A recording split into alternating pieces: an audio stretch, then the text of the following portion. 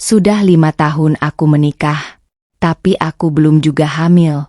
Aku dihina, dibanding-bandingkan, bahkan dianggap perempuan gagal oleh ibu mertuaku sendiri. Sampai suatu malam, aku mendengar kalimat yang menghancurkan hatiku. Kalau sampai tahun ini belum hamil juga, kamu nikah lagi saja, nak. Dan yang lebih menyakitkan, suamiku hanya diam. Assalamualaikum warahmatullahi wabarakatuh. Semoga siapapun yang menekan tombol subscribe di channel ini, dilancarkan rezekinya, disehatkan badannya, dipanjangkan umurnya, dijauhkan dari kesedihan, dan semoga keluarganya selalu dipenuhi kebahagiaan serta ketenangan hati. Amin. Sebelum cerita dimulai, aku doakan semoga yang sedang menanti momongan segera diberi kabar baik, yang sedang diuji rumah tangganya diberi kekuatan, dan yang sedang menangis diam-diam malam ini, semoga segera dipeluk kebahagiaan. Amin. Tulis nama dan asal kota kalian di komentar ya, dan jawab jujur.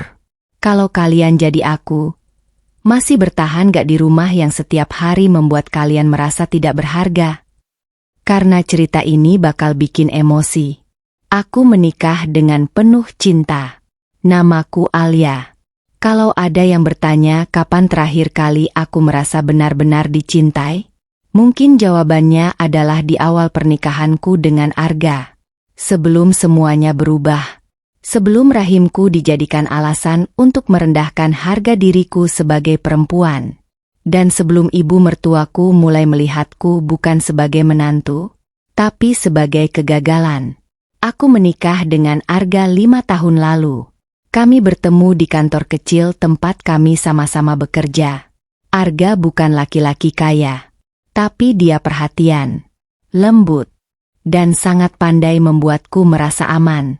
Waktu itu aku benar-benar jatuh cinta. Bahkan sampai sekarang pun, kadang aku masih bertanya-tanya, kemana perginya laki-laki yang dulu begitu menjagaku? Hari pernikahan kami sederhana sekali. Tidak ada gedung mewah, tidak ada dekorasi mahal. Hanya akad sederhana di rumah orang tuaku dengan kursi plastik dan tenda biru depan gang. Tapi jujur, hari itu aku merasa jadi perempuan paling bahagia di dunia. Aku masih ingat bagaimana tangan Arga gemetar saat menggenggam tanganku setelah akad. Dia tersenyum sambil berbisik pelan. Aku janji bakal bahagiain kamu. Dan ya Allah, kalimat itu dulu cukup membuatku percaya aku memilih laki-laki yang tepat. Awal pernikahan kami sangat indah. Kami tinggal di rumah kecil dekat rumah ibu mertuaku. Rumahnya sederhana. Dindingnya belum sepenuhnya dicat. Dapur sempit. Kalau hujan deras suara atap seng berisik sekali. Tapi aku bahagia. Karena tiap pagi aku bangun di samping laki-laki yang kucintai. Kami sering makan mie rebus berdua tengah malam sambil tertawa. Kadang kalau uang lagi tipis, kami cuma beli gorengan lalu makan di teras sambil ngobrol soal masa depan. Kalau nanti punya anak. Arga pernah berkata sambil tersenyum, aku pengen anak perempuan. Aku langsung tertawa kecil. Kenapa? Biar mirip kamu. Mukaku langsung panas waktu itu. Dan jujur, aku benar-benar membayangkan hidup tua bersamanya. Tahun pertama pernikahan terasa cepat sekali berlalu. Kami bahagia. Sangat bahagia. Meskipun belum punya banyak uang. Karena waktu itu, cinta terasa cukup untuk menghadapi semuanya. Masalah mulai datang saat memasuki tahun kedua pernikahan. Awalnya kecil, sederhana, dan jujur. Aku tidak pernah menyangka pertanyaan sederhana bisa berubah menjadi luka yang sangat besar. Kapan hamil? Itu pertanyaan pertama yang mulai sering kudengar. Awalnya dari tetangga, lalu saudara, lalu teman arisan ibu mertua. Awalnya aku masih tersenyum santai. Doain ya Bu. Aku benar-benar tidak tersinggung waktu itu. Karena kupikir semua pasangan memang butuh waktu berbeda untuk punya anak. Aku juga masih berpikir positif. Mungkin memang belum waktunya saja. Tapi makin lama, pertanyaan itu mulai berubah nada. Udah periksa belum? Jangan-jangan mandul. Kasihan Arga belum punya keturunan. Kalimat-kalimat itu mulai masuk seperti jarum kecil ke dadaku. Sakit, tapi pelan. Dan makin hari makin dalam. Aku mulai menangis diam-diam tiap malam. Bukan karena aku tidak ingin punya anak. Justru sebaliknya. Aku sangat ingin jadi ibu. Sangat.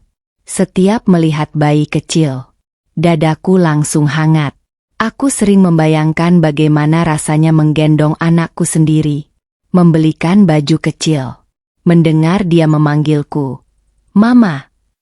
Tapi semakin aku berharap, semakin aku merasa gagal. Suatu malam aku sedang melipat pakaian di kamar saat ibu mertuaku datang. Beliau duduk di pinggir kasur sambil memperhatikanku. Awalnya aku pikir beliau cuma ingin ngobrol biasa. Sampai akhirnya beliau berkata pelan, "Kamu belum isi juga ya?" Tanganku langsung berhenti bergerak. Aku tersenyum kecil canggung. "Belum Bu, doain aja." Tapi ibu malah menghela napas panjang. Arga itu anak satu-satunya. DG. Entah kenapa kalimat itu langsung membuat dadaku tidak nyaman. Aku mencoba tetap tersenyum. "Iya Bu." Beliau kembali bicara sambil menatapku lurus. "Keluarga ini butuh penerus." Aku langsung menunduk. Dan untuk pertama kalinya, aku merasa seperti sedang dinilai. Bukan sebagai istri, bukan sebagai manusia, tapi sebagai rahim. Malam itu setelah ibu keluar kamar, aku duduk lama sendirian di pinggir kasur. Tanganku memegang perutku sendiri. Kosong. Dan ya Allah, untuk pertama kalinya dalam hidupku, aku mulai membenci tubuhku sendiri. Saat Arga pulang kerja malam itu, aku langsung memeluknya erat. Dia terlihat kaget. "Loh kenapa?" Aku menggeleng sambil menahan air mata. "Mas. Kalau aku gak bisa punya anak." Suaraku mulai gemetar. "Kamu bakal ninggalin aku gak?" Tubuh Arga langsung menegang. Lalu dia memegang wajahku pelan sambil tersenyum kecil. "Jangan ngomong aneh. Aku nikah sama kamu bukan karena anak." Air mataku langsung jatuh. Karena saat itu, aku benar-benar percaya pada semua ucapan suamiku. Aku belum tahu. Kalimat itu suatu hari nanti akan berubah jadi kebohongan paling menyakitkan dalam hidupku. Pertanyaan yang awalnya terdengar biasa. Setelah percakapan malam itu, aku mulai lebih sering memikirkan soal anak. Awalnya aku masih mencoba tenang. Aku percaya semua pasangan punya waktunya masing-masing. Aku juga percaya Tuhan pasti tahu kapan waktu terbaik untuk menitipkan seorang anak pada kami. Tapi ternyata, lingkungan tidak pernah benar-benar membiarkan perempuan tenang. Apalagi perempuan yang sudah menikah tapi belum juga hamil. Awalnya pertanyaan itu datang sambil bercanda. Saat kondangan, saat kumpul keluarga, saat arisan. "Kapan nih isi? Kok masih berdua terus? Jangan terlalu milih karir nanti keburu tua." Aku cuma tersenyum kecil tiap mendengarnya. Kadang tertawa pura-pura santai. Padahal dalam hati, aku mulai lelah. Karena orang-orang bertanya seolah punya anak itu semudah membeli barang. Yang paling sering bertanya tentu saja ibu mertuaku. Hampir setiap aku datang ke rumah beliau, topiknya selalu sama. "Udah telat belum bulan ini? Atau jangan-jangan kalian emang gak program?" Awalnya aku masih menjawab sabar. "Masih usaha Bu." Tapi makin lama, nada bicaranya mulai berubah. Tidak lagi terdengar penasaran, melainkan seperti menyalahkan. Suatu sore aku sedang membantu ibu mertua memasak di dapur. Aku memotong bawang sambil sesekali mengaduk sayur. Beliau duduk di kursi sambil membersihkan ikan. Lalu tiba-tiba berkata tanpa melihatku. Temennya Arga yang nikah bareng kalian aja udah punya 2 anak. Tanganku langsung berhenti memotong. Aku tersenyum kecil mencoba santai. Iya Bu, rezekinya mereka cepat. Ibu langsung menghela napas panjang. Kalau perempuan terlalu banyak milih makanan, biasanya susah hamil. DG. Dadaku langsung terasa tidak nyaman. Karena ucapan itu jelas mengarah padaku. Aku mencoba tertawa kecil. Bukan gitu kali Bu. Tapi beliau malah melanjutkan. Atau jangan-jangan kamu memang ada masalah? Tanganku langsung dingin. Aku menunduk sambil menahan malu. Karena jujur, tidak ada perempuan yang kuat terus-menerus dipertanyakan soal rahimnya sendiri. Malamnya aku pulang sambil diam sepanjang jalan. Arga yang menyetir mulai sadar aku berbeda. Kamu kenapa? Aku menggeleng pelan. Gak apa-apa. Tapi air mataku malah jatuh sendiri. Arga langsung panik. Loh kok nangis? Aku menutup wajahku sambil sesenggukan kecil. Ibu tadi ngomongin aku terus. Arga langsung diam beberapa detik. Lalu berkata pelan. Namanya juga orang tua. DG. Kalimat itu langsung membuat dadaku makin sesak. Karena jujur, aku berharap dia membelaku. Aku berharap dia bilang ibunya salah. Tapi ternyata, dia malah mencoba memaklumi semuanya. Aku capek Mas. Tangisku makin pecah. Setiap ketemu orang pasti ditanya hamil. Aku juga pengen punya anak. Suaraku gemetar hebat. Aku juga sedih. Arga akhirnya menggenggam tanganku pelan. Udah jangan dipikirin. Tuhan pasti kasih nanti. Aku mengangguk sambil menghapus air mata. Dan saat itu, aku masih percaya suamiku akan selalu berada di pihakku. Aku belum sadar. Lama-lama dia juga akan ikut berubah. Hari-hari berikutnya pertanyaan itu makin sering datang. Bahkan dari orang yang tidak dekat denganku. Tetangga depan rumah pernah berkata sambil tertawa. Alia, jangan terlalu diet nanti rahimnya dingin. Aku cuma tersenyum kecil sambil menahan malu. Padahal setelah masuk rumah, aku langsung menangis di kamar mandi. Karena setiap ucapan mereka perlahan membuatku merasa gagal sebagai perempuan. Aku mulai mencoba banyak hal. Minum jamu, menghitung masa subur, mengurangi kopi, bahkan sampai mengikuti saran-saran aneh dari orang sekitar. Minum rebusan ini. Makan kecambah tiap pagi. Jangan tidur sore. Aku melakukan semuanya. Karena aku benar-benar ingin punya anak. Bukan cuma untuk diriku. Tapi juga supaya semua orang berhenti memandangku dengan iba. Suatu malam aku sedang melihat video bayi di media sosial sambil tersenyum sendiri. Dan tanpa sadar, air mataku jatuh. Aku membayangkan kalau suatu hari aku punya anak perempuan kecil, aku akan mengepang rambutnya, membelikannya baju lucu, memeluknya sebelum tidur. Tapi lamunan itu langsung buyar saat ibu mertuaku menelepon. Alia. Iya Bu. Kalian jangan terlalu santai. Usia Arga makin nambah. DEG. Aku langsung diam. Dan kalimat berikutnya benar-benar membuatku sulit tidur malam itu. Ibu takut nanti Arga gak punya keturunan. Aku menutup telepon sambil tangan gemetar. Lalu perlahan memegang perutku sendiri. Kosong. Dan untuk pertama kalinya, aku mulai takut. Takut kalau suatu hari nanti, suamiku benar-benar akan meninggalkanku karena aku belum bisa memberinya anak. Ibu mertuaku mulai menyalahkanku. Memasuki tahun ketiga pernikahan, aku mulai merasakan perubahan yang sangat jelas dari ibu mertuaku. Kalau dulu beliau masih sekadar bertanya soal anak, sekarang nada suaranya mulai berbeda.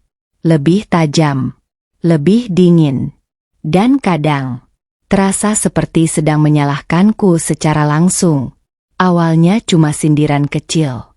Saat makan bersama, beliau tiba-tiba berkata, "Teman ibu itu baru nikah setahun langsung hamil." Aku cuma tersenyum kecil sambil terus makan. Padahal dadaku langsung terasa tidak nyaman. Lalu beberapa menit kemudian beliau menambahkan, "Kalau perempuan sehat biasanya cepat isi." DG. Tanganku langsung berhenti memegang sendok. Suasana meja makan mendadak sunyi. Aku menoleh pelan ke arah Arga. Berharap suamiku bicara sesuatu. Minimal mengganti topik. Atau bilang ibunya keterlaluan. Tapi tidak. Dia cuma diam sambil lanjut makan. Dan entah kenapa, diamnya terasa lebih menyakitkan daripada ucapan ibunya sendiri. Malam itu aku menangis diam-diam di kamar mandi. Air shower menyala supaya suara tangisku tidak terdengar keluar. Aku menutup mulut sendiri sambil sesenggukan. Karena jujur, aku benar-benar mulai lelah. Aku juga ingin punya anak. Aku juga sedih setiap kali datang bulan. Aku juga hancur setiap melihat test pack selalu satu garis. Tapi kenapa orang-orang bertingkah seolah aku sengaja tidak mau hamil? Setelah malam itu, sindiran ibu mertua makin menjadi-jadi. Kalau ada tetangga datang, beliau mulai bicara tanpa menjaga perasaanku lagi. "Doain aja cepet punya cucu. Kasihan Arga belum punya keturunan." Kadang sambil tertawa kecil.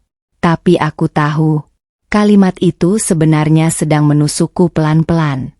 Dan yang paling menyakitkan, semua orang mulai melihatku dengan tatapan kasihan.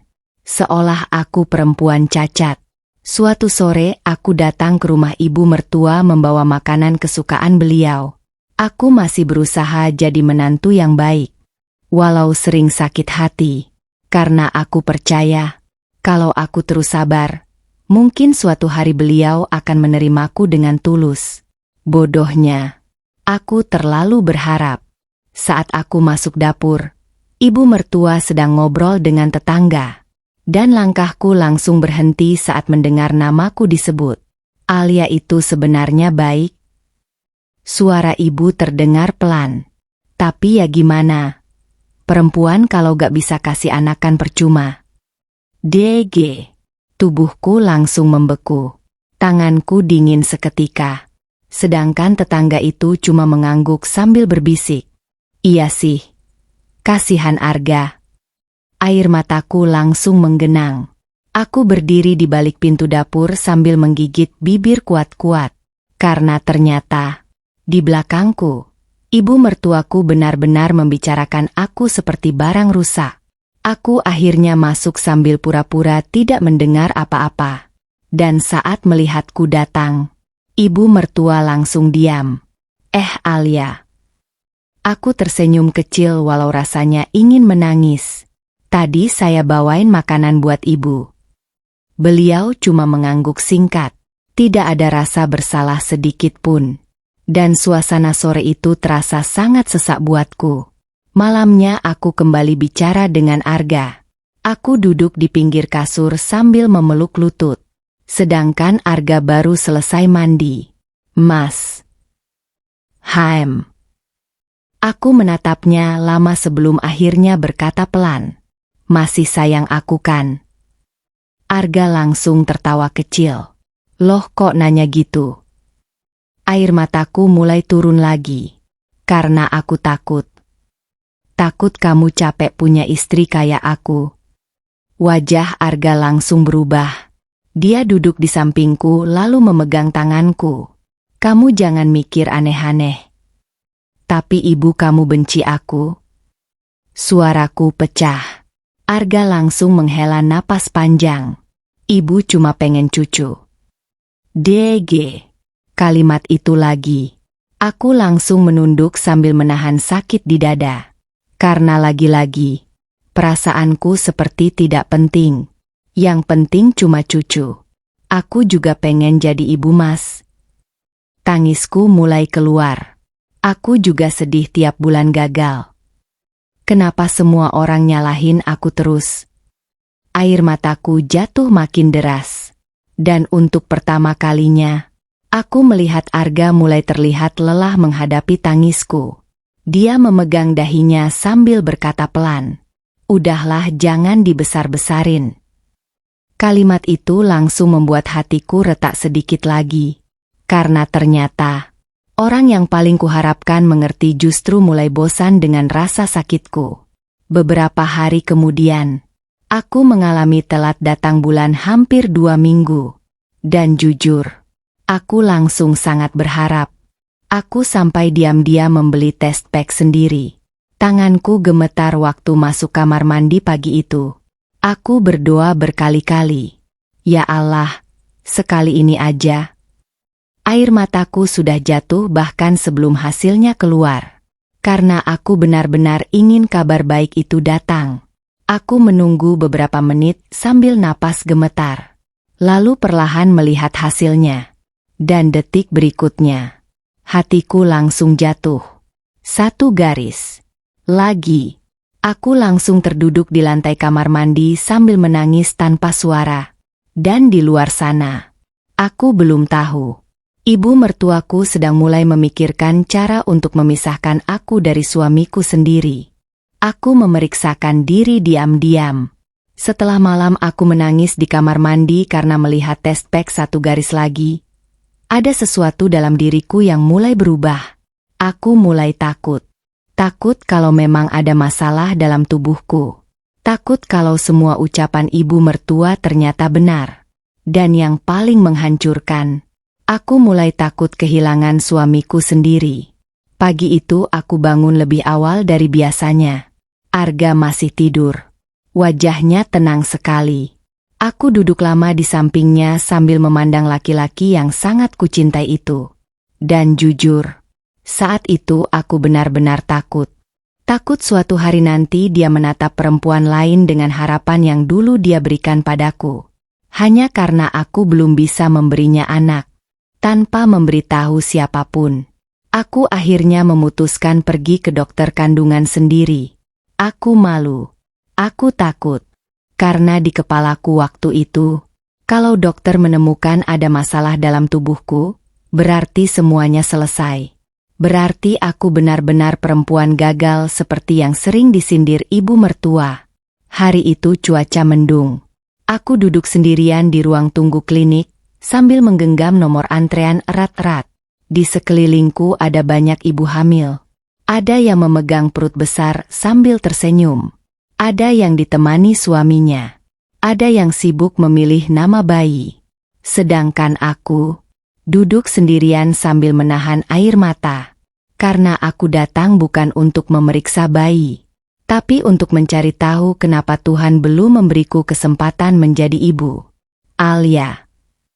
Namaku dipanggil. Jantungku langsung berdebar keras. Tanganku dingin saat masuk ke ruang dokter. Dokternya perempuan parubaya dengan wajah lembut. Beliau tersenyum kecil padaku. Udah berapa lama menikah? 3 tahun, Dok. Belum pernah hamil sama sekali. Aku menggeleng pelan. Dan entah kenapa, pertanyaan sederhana itu langsung membuat mataku panas.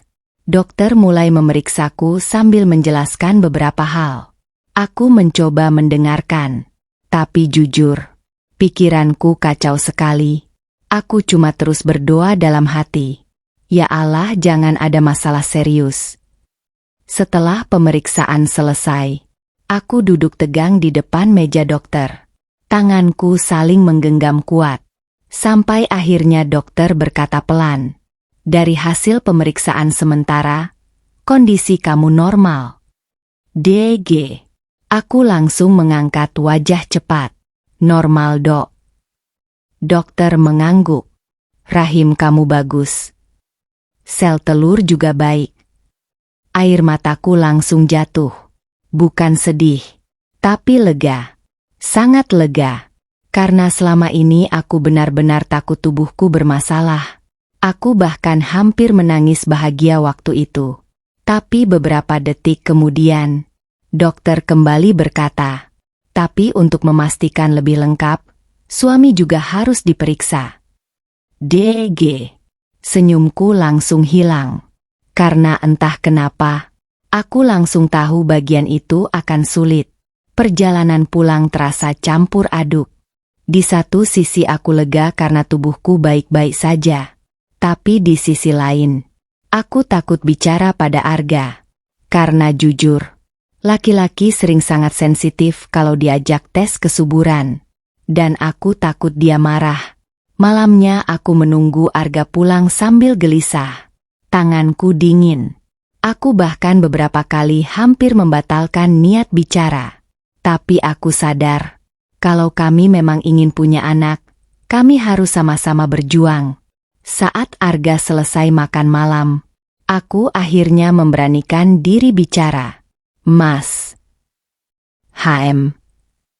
Aku tadi ke dokter. Arga langsung menoleh. Dokter apa? Dokter kandungan. Wajahnya langsung berubah serius. Kenapa? Kamu sakit? Aku buru-buru menggeleng. Enggak. Aku menarik napas panjang. Aku cuma pengen periksa. Suasana mendadak sunyi. Arga menatapku cukup lama. Dan jujur, aku takut melihat reaksinya. Hasilnya gimana? Katanya aku normal. Air mataku hampir jatuh lagi waktu mengucapkan itu. Karena kalimat itu terasa seperti beban besar yang akhirnya sedikit terangkat. Tapi beberapa detik kemudian, aku melanjutkan dengan hati-hati. Dokter bilang, sebaiknya kita periksa berdua. DG. Wajah Arga langsung berubah. Tangannya berhenti memegang gelas. Dan suasana rumah mendadak terasa dingin. Maksudnya. Suaranya pelan. Tapi tegang. Aku mencoba tetap tenang. Ya, buat memastikan aja mas. Aku udah periksa. Mungkin sekarang gantian kamu. Dan detik berikutnya. Hal yang paling kutakutkan benar-benar terjadi. Arga langsung berdiri. Wajahnya terlihat tersinggung. Masa aku yang salah? DG. Dadaku langsung sesak. Karena dari nada suaranya, aku tahu, percakapan ini tidak akan berjalan baik. Dan malam itu, aku belum sadar.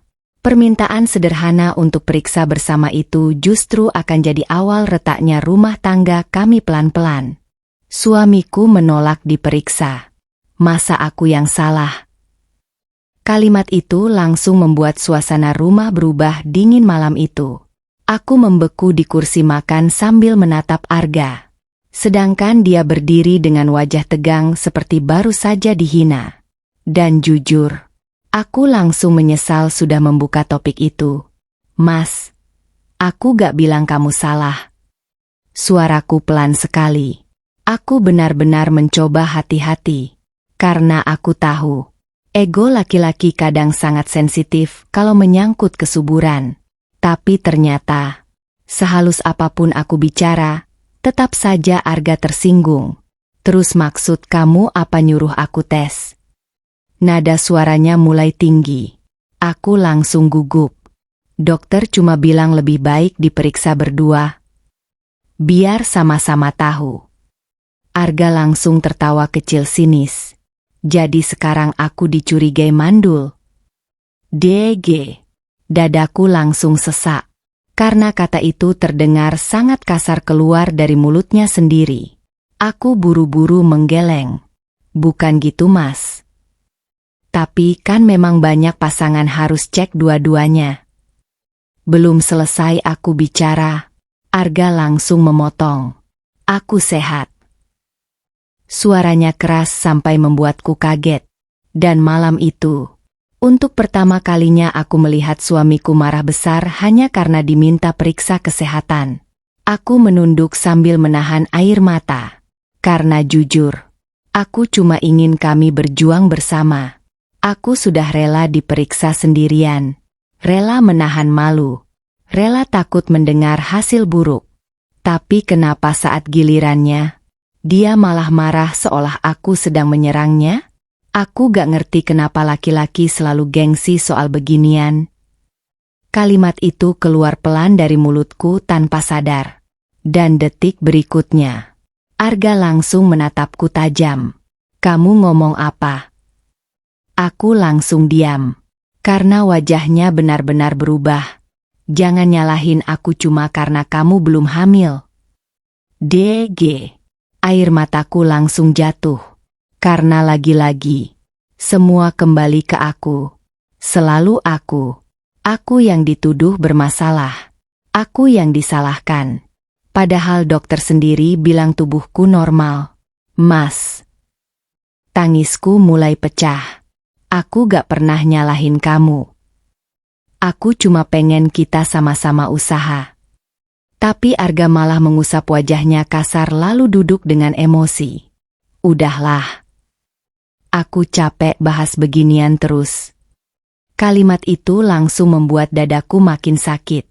Karena buatku, ini bukan sekadar pembahasan biasa. Ini tentang rumah tangga kami. Tentang tekanan yang setiap hari harus kutanggung sendirian. Tentang bagaimana aku dihina terus-menerus karena belum punya anak. Aku juga capek, Mas. Tangisku makin deras. Setiap hari aku ditanya kapan hamil.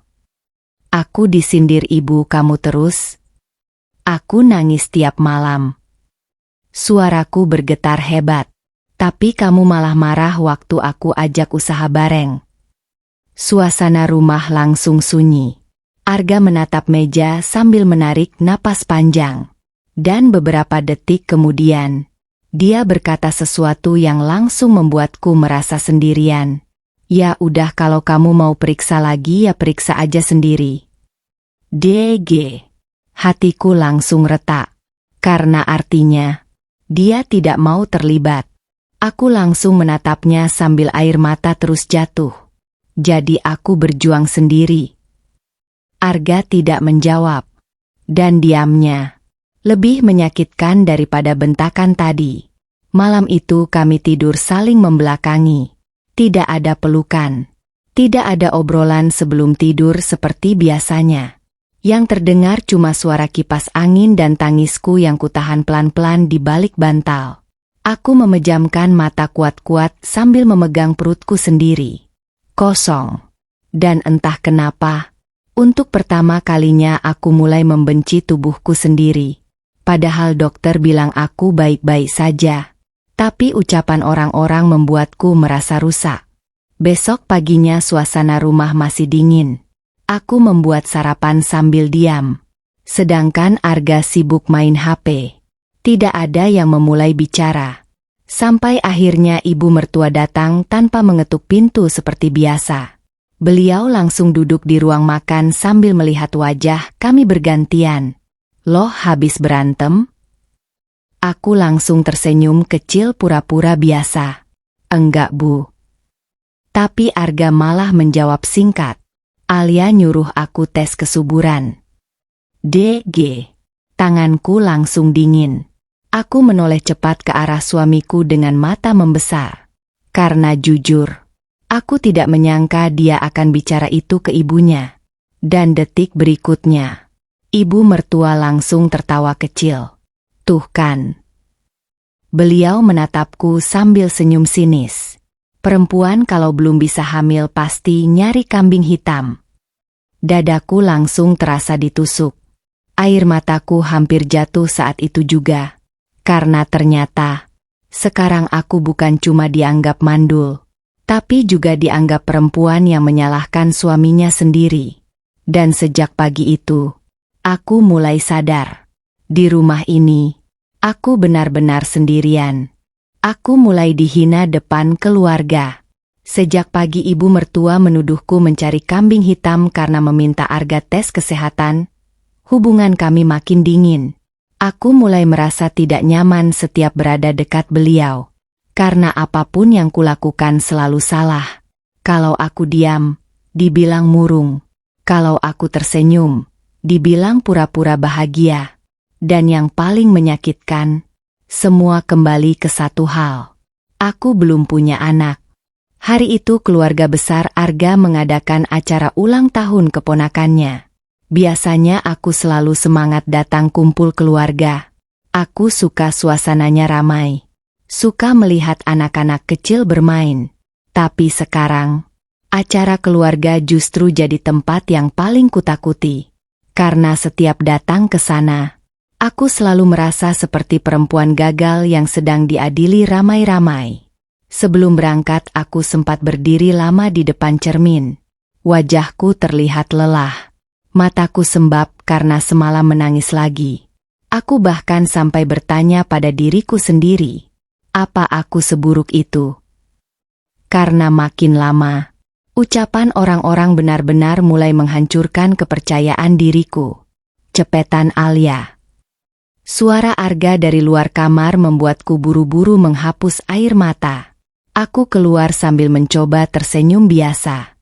Tapi sepanjang perjalanan, tidak banyak yang kami bicarakan. Hubungan kami terasa berubah sejak masalah tes kesehatan itu. Arga jadi lebih mudah tersinggung. Sedangkan aku mulai takut bicara apapun. Saat sampai di rumah kakak ipar, suasana sudah ramai.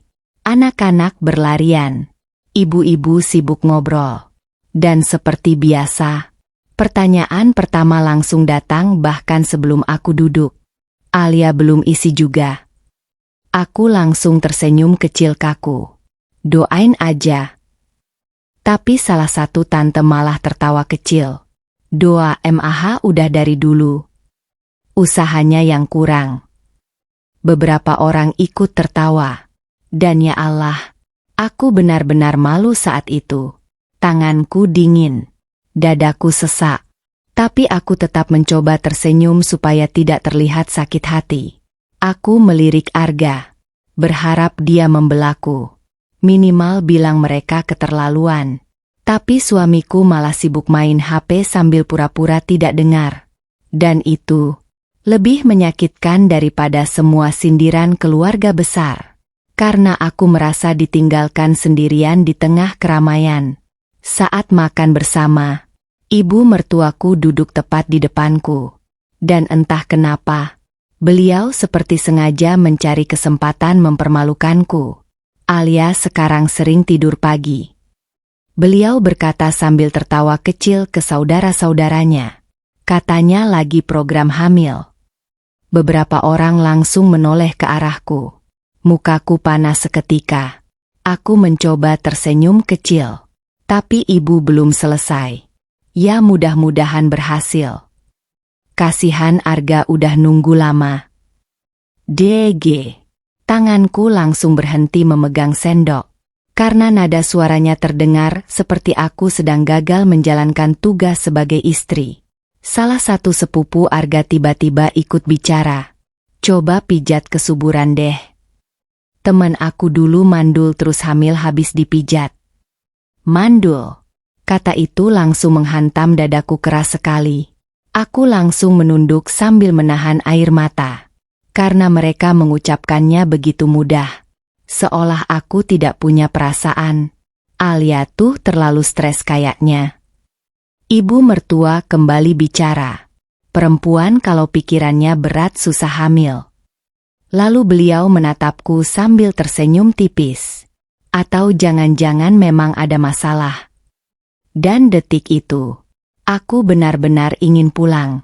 Aku ingin lari dari meja makan itu. Aku ingin berhenti mendengar semua hinaan yang dibungkus candaan. Bu udah. Akhirnya Arga bicara pelan. Dadaku langsung sedikit lega. Tapi harapan itu langsung hancur saat kalimat berikutnya keluar dari mulutnya. Nanti Alia nangis lagi. Beberapa orang langsung tertawa kecil. DG.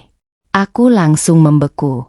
Karena bukannya membelaku, suamiku justru ikut menjadikan tangisku bahan candaan. Dan ya Allah, itu sakit sekali. Aku buru-buru izin ke kamar mandi sebelum air mataku jatuh di depan semua orang. Begitu pintu kamar mandi tertutup, tangisku langsung pecah. Aku menutup mulut sendiri sambil bersandar di dinding. Tubuhku gemetar hebat. Karena aku benar-benar merasa dipermalukan habis-habisan hari itu. Aku melihat wajahku sendiri di cermin. Dan jujur, aku hampir tidak mengenali perempuan di depanku. Perempuan itu terlihat lelah, rapuh, dan sangat kesepian. Beberapa menit kemudian pintu kamar mandi diketuk. Alia. Suara ibu mertua. Dadaku langsung berdebar. Aku buru-buru menghapus air mata lalu membuka pintu pelan. Beliau berdiri sambil menatapku dari atas sampai bawah. Lalu berkata pelan, tapi cukup untuk menghancurkan hatiku malam itu. Kalau memang gak bisa kasih anak, sebaiknya jangan egois. DG. Napas aku langsung tercekat. Karena untuk pertama kalinya, aku mulai sadar. Ibu mertuaku benar-benar sedang mencoba menyingkirkanku dari rumah tanggaku sendiri. Aku mendengar mereka membicarakanku. Setelah ucapan ibu mertua di kamar mandi malam itu, aku benar-benar tidak tenang. Kalau memang gak bisa kasih anak, sebaiknya jangan egois. Kalimat itu terus terngiang di kepalaku. Bahkan saat aku pulang bersama Arga malam itu, aku cuma diam sambil menatap jalan. Sedangkan di dadaku, rasanya seperti ada sesuatu yang perlahan retak. Arga beberapa kali melirikku saat menyetir.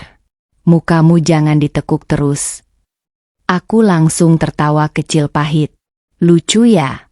Aku dipermalukan di depan keluarga besarnya. Tapi yang dia pikirkan cuma wajahku yang murung. Bukan perasaanku. Bukan luka yang baru saja kutelan sendirian. Aku capek, Mas. Suaraku lirih sekali. Arga langsung menghela napas panjang. Kamu tuh terlalu dimasukin omongan orang. DG. Kalimat itu lagi. Aku langsung menoleh tidak percaya. Karena kamu gak ada di posisi aku. Tangisku mulai keluar lagi. Coba tiap hari dihina mandul. Tiap kumpul keluarga dipermaluin. Pasti capek juga. Suasana mobil langsung sunyi. Dan lagi-lagi, Arga memilih diam. Malam itu aku tidak bisa tidur. Aku duduk sendirian di ruang tamu sambil memegang HP. Mataku bengkak karena terlalu banyak menangis. Dan entah kenapa, aku mulai merasa rumah ini tidak lagi aman buatku. Padahal dulu, rumah kecil ini adalah tempat paling nyaman di dunia. Sekitar jam 11 malam, aku sadar Arga belum ada di kamar. Kupikir dia masih di luar rumah. Aku akhirnya berjalan pelan ke dapur untuk minum. Dan saat melewati ruang tengah rumah ibu mertua, langkahku langsung berhenti. Karena aku mendengar namaku disebut. Alia itu terlalu sensitif. Suara ibu mertua terdengar jelas. Dadaku langsung berdebar. Aku berdiri diam di balik pintu sambil menahan napas. Dan suara berikutnya yang kudengar benar-benar menghancurkan hatiku. Kamu harus pikir masa depan. Suara ibu terdengar pelan tapi tegas. Kalau sampai tua gak punya anak gimana? Tanganku langsung dingin. Karena aku tahu, beliau sedang bicara pada Arga. Aku masih sayang sama Alia, Bu. Suara Arga terdengar lemah. Air mataku langsung jatuh. Karena untuk sesaat, aku merasa masih punya harapan. Tapi harapan itu langsung hancur saat ibu mertua kembali bicara. Sayang aja gak cukup. DG. Dadaku langsung sesak. Nanti siapa yang nerusin keluarga ini? Kamu anak satu-satunya. Apa kamu mau keluarga kita putus keturunan? Aku langsung menutup mulut sendiri supaya tidak menangis keras. Karena ternyata, di mata ibu mertua, aku cuma penghalang. Suasana sempat hening beberapa detik. Dan dalam diam itu, aku berharap Arga membelaku. Aku berharap dia berkata tegas kalau dia tidak peduli soal anak. Aku berharap dia memilih aku. Tapi yang keluar dari mulut suamiku justru membuat lututku hampir lemas. Aku juga bingung, Bu. DG. Air mataku langsung jatuh makin deras. Karena jawaban itu berarti, Arga mulai goyah. Alia itu perempuan baik. Suara Arga terdengar pelan. Tapi, dia tidak melanjutkan kalimatnya. Dan, tapi, itu, lebih sakit daripada apapun. Karena artinya, ada bagian dari dirinya yang mulai meragukanku juga. Ibu mertua langsung melanjutkan dengan suara lebih pelan. Mama cuma gak mau kamu nyesel nanti. Kamu masih muda. Masih bisa cari perempuan yang bisa kasih anak. DG. Tubuhku langsung gemetar hebat. Aku sampai harus bersandar ke dinding supaya tidak jatuh. Karena akhirnya, ketakutan terbesarku mulai terdengar nyata. Ibu mertuaku benar-benar ingin memisahkan kami. Dan yang paling menghancurkan, Arga tidak marah mendengar itu. Dia cuma diam. Diam. Lagi. Dan diamnya malam itu terasa seperti pisau yang perlahan menusuk dadaku.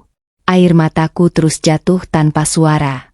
Aku mundur pelan sebelum mereka sadar aku mendengar semuanya. Lalu masuk ke kamar sambil gemetar.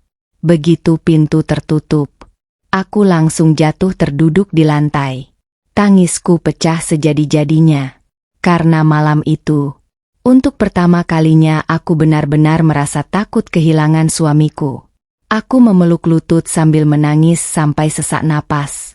Pikiranku kacau. Aku terus bertanya pada diri sendiri. Apa aku harus pergi?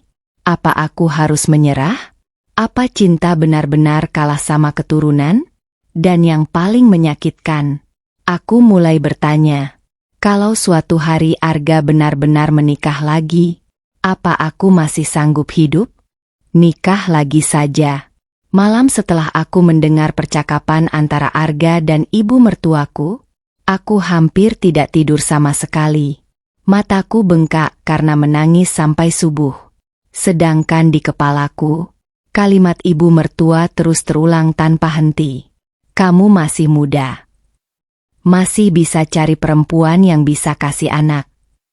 Dan yang paling menyakitkan, Arga tidak membantah. Pagi itu aku bangun dengan kepala berat. Tubuhku lemas. Tapi seperti biasa, aku tetap harus memasak, mencuci, dan bersikap seolah semuanya baik-baik saja. Karena di rumah ini, aku tidak punya ruang untuk terlihat lemah. Saat aku sedang menggoreng tempe di dapur, ibu mertua datang lalu berdiri di dekat meja makan sambil memperhatikanku. Beliau diam cukup lama, sampai akhirnya berkata pelan, "Kamu kurang tidur." Aku langsung tersenyum kecil. "Enggak, Bu." Padahal mataku bahkan masih sembab karena menangis semalaman.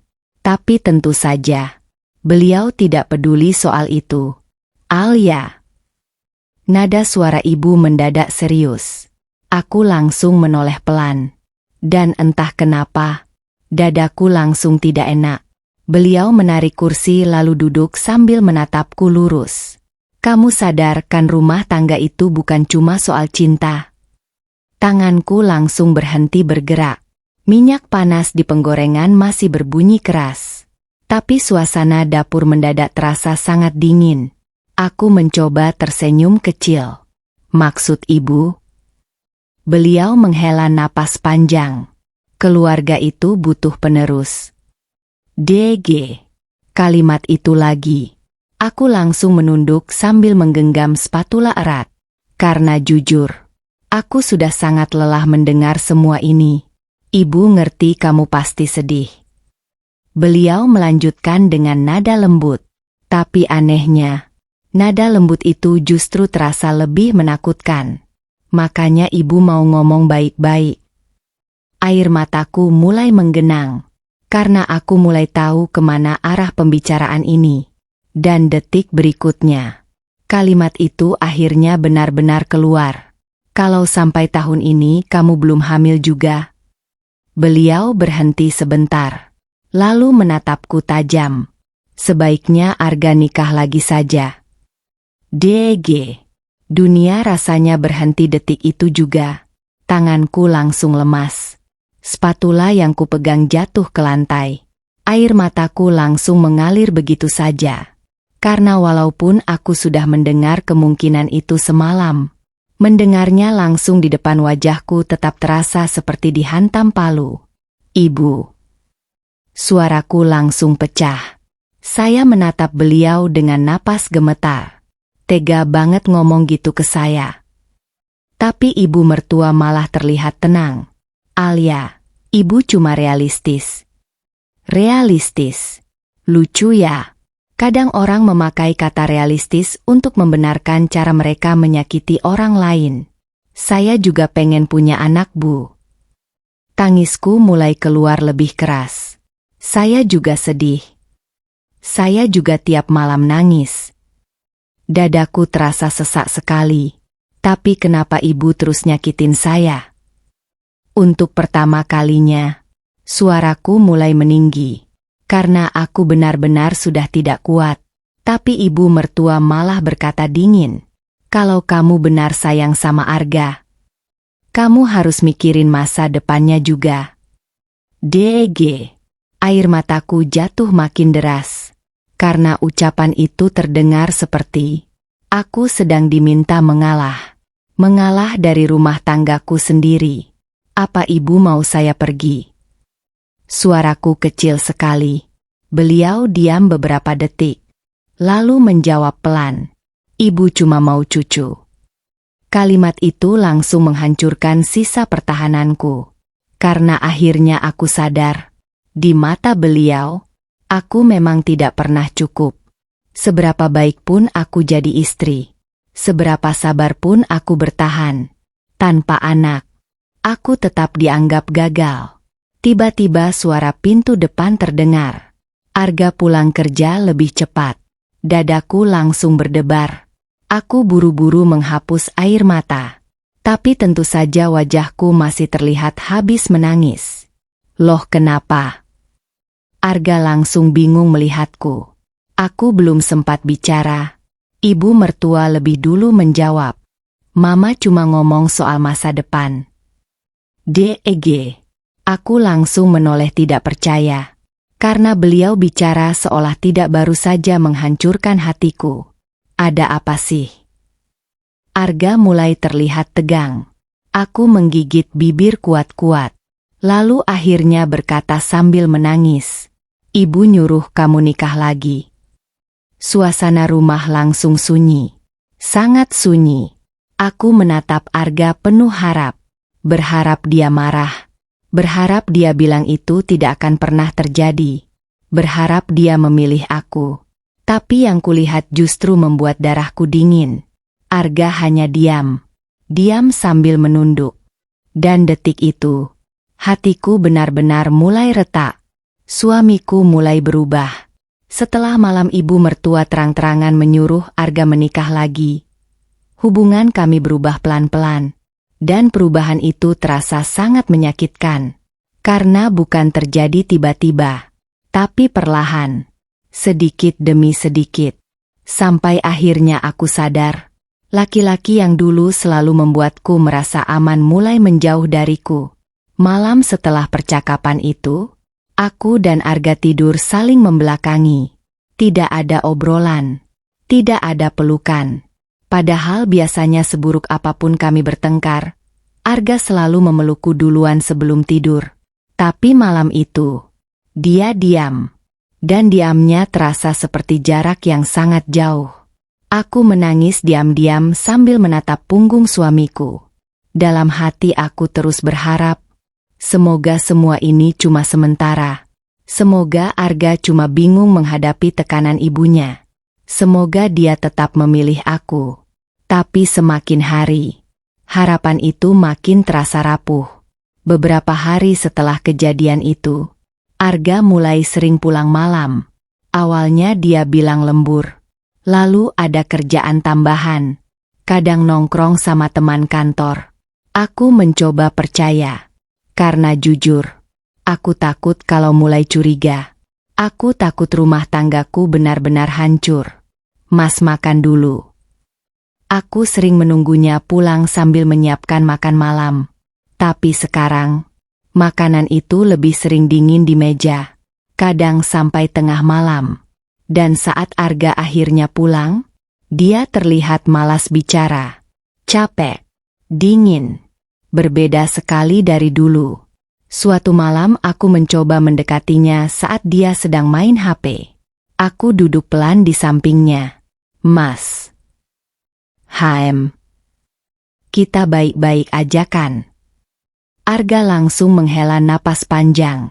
Pertanyaan sederhana itu saja sudah terdengar seperti beban buatnya. Kenapa sih nanya begitu terus? Dadaku langsung terasa sesak. Karena nada suaranya tidak lagi lembut. Tidak lagi hangat. Aku menunduk sambil memainkan ujung baju. Aku cuma takut. Takut kehilangan kamu.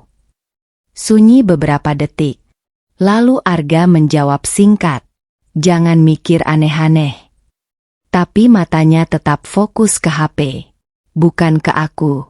Dan entah kenapa, itu lebih menyakitkan daripada bentakan. Aku mulai merasa sendirian di rumah sendiri. Kalau dulu Arga selalu mengajakku bercanda, sekarang dia lebih sering diam. Kalau dulu kami makan sambil ngobrol panjang, sekarang dia makan cepat lalu sibuk sendiri. Dan yang paling menghancurkan, dia mulai terlihat tidak nyaman setiap aku membahas soal anak. Suatu sore aku memberanikan diri bicara lagi. Mas. Kalau memang kita belum dikasih anak sekarang, apa kita gak bisa jalanin rumah tangga ini dulu aja? Arga langsung menaruh HP-nya. Lalu menatapku dengan wajah lelah. Kamu tuh selalu bahas ini. DG. Hatiku langsung nyeri. Karena aku bukan membahas ini untuk menyakitinya. Aku cuma ingin diyakinkan. Aku cuma ingin merasa masih dicintai. Aku cuma pengen tahu. Tangisku mulai keluar lagi. Apa kamu masih mau bertahan sama aku? Dan jawaban Arga malam itu benar-benar membuatku tidak bisa tidur sampai pagi. Aku capek terus ditekan mama. DG. Aku langsung membeku. Karena artinya, sekarang ibunya mulai mempengaruhi pikirannya juga. Aku juga capek, Mas. Suaraku pecah. Aku yang dihina tiap hari. Aku yang disalahin terus. Tapi kenapa aku malah ditinggal sendirian? Air mataku jatuh makin deras. Dan untuk pertama kalinya, Arga terlihat kesal mendengar tangisku. Udahlah, jangan nangis terus. Kalimat itu langsung menghancurkan dadaku. Karena dulu, laki-laki ini panik kalau aku menangis sedikit saja. Sekarang, tangisku justru terdengar mengganggu baginya. Beberapa hari kemudian aku mulai melihat perubahan lain. Arga jadi lebih sering merapikan diri. Lebih sering pakai parfum. Lebih sering sibuk main HP sambil senyum sendiri. Dan jujur, naluri perempuan mulai membuatku takut. Aku mencoba membuang pikiran buruk. Tapi hatiku terus tidak tenang. Sampai suatu malam, saat Arga sedang mandi, HP-nya berbunyi. Awalnya aku tidak berniat membuka. Tapi layar HP itu menyala tepat di depanku. Dan aku langsung membeku saat membaca nama kontaknya. Dina Bunga Sakura. Bukan nama yang pernah kudengar sebelumnya. Dan yang membuat dadaku langsung dingin, pesan terakhirnya berbunyi. Hati-hati ya Mas, hati merah 2. DEG. Tanganku langsung gemetar hebat. Napasaku tercekat. Karena untuk pertama kalinya, aku mulai merasa ada perempuan lain yang perlahan masuk ke rumah tanggaku. Aku dituduh perempuan tidak sempurna. Hati-hati ya Mas, hati merah 2. Pesan itu terus terbayang di kepalaku sepanjang malam. Tanganku dingin. Dadaku sesak. Dan jujur, aku takut membuka chat itu lebih jauh. Karena kadang, perempuan sebenarnya sudah tahu jawabannya. Dia cuma belum siap menerima kenyataannya. Suara shower kamar mandi masih terdengar. Sedangkan aku duduk di pinggir kasur sambil memegang HP Arga dengan tangan gemetar. Aku menatap nama itu lama sekali. Dina Bunga Sakura. Siapa dia? Kenapa memanggil suamiku Mas dengan nada semanis itu? Dan kenapa ada emoji hati? Napas aku mulai tidak teratur. Aku tahu aku seharusnya tidak membuka HP suami. Tapi setelah semua perubahan Arga, setelah semua tekanan dari ibu mertua, aku benar-benar tidak tenang. Tanganku perlahan membuka chat itu. Dan detik pertama membaca isinya, air mataku langsung jatuh. Makasih ya tadi udah ditemenin. Hati-hati di jalan Mas. Kapan kita ketemu lagi? DG. Tubuhku langsung gemetar. Karena cara perempuan itu bicara, bukan seperti teman biasa. Dan yang paling menghancurkan, Arga membalas dengan sangat lembut. Sangat berbeda dengan caranya bicara padaku akhir-akhir ini. Aku nyaman ngobrol sama kamu. Kalimat dari Arga langsung membuat dadaku seperti diremas. Karena sudah lama sekali dia tidak bicara selembut itu padaku. Aku menggigit bibir kuat-kuat sambil menahan tangis. Pikiranku langsung kacau. Apa ini alasan dia sering pulang malam? Apa ini alasan dia mulai dingin? Apa ibu mertua tahu tentang perempuan ini? Tiba-tiba suara pintu kamar mandi terbuka. Aku langsung panik lalu buru-buru menaruh HP kembali. Jantungku berdetak sangat keras. Arga keluar sambil mengeringkan rambut. Dan saat melihat wajahku, dia langsung mengernyit. Kamu kenapa? Aku langsung menunduk. Karena kalau aku bicara sekarang, aku pasti menangis. Mas. Suaraku gemetar. HM. Dina siapa? DG. Wajah Arga langsung berubah. Tangannya berhenti mengusap rambut. Dan suasana kamar mendadak sangat dingin. Ngapain buka HP aku? Nada suaranya langsung tajam. Dadaku makin sesak. Karena bukannya menjelaskan, dia malah marah. Aku cuma lihat notif. Air mataku mulai turun lagi. Mas, dia siapa? Arga langsung merebut HP-nya kasar. Temen kerja. Jawabannya cepat sekali. Terlalu cepat. Aku langsung menatapnya sambil menangis. Temen kerja ngomongnya pakai hati. Temen kerja bilang nyaman. Suaraku mulai pecah. Dan untuk pertama kalinya, aku melihat Arga benar-benar kesal padaku. Kamu tuh sekarang makin gak jelas. DG.